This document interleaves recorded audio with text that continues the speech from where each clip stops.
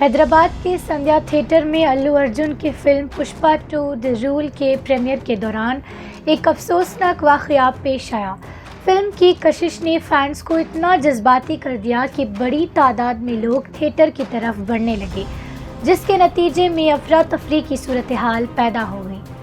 اس ہلچل میں ایک 30 سالہ خاتون بے ہوش ہو کر ہسپتال پہنچی، جہاں ان کی موت ہو گئی، اور 2 دیگر افراد جن میں ایک بچہ بھی شامل تھا،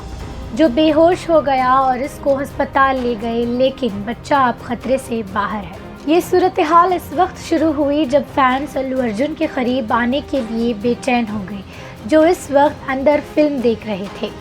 پولیس کو ہجوم پر قابو پانے کے لیے لاٹھی چارج کرنا پڑا اور حکام نے تحقیقات شروع کر دی ہے تاکہ اس حادثے کی وجہ معلوم کی جا سکے، اور یہ حادثے نے بڑے پروگراموں میں بہتر سیکیورٹی کی ضرورت کو اجاگر کیا ہے۔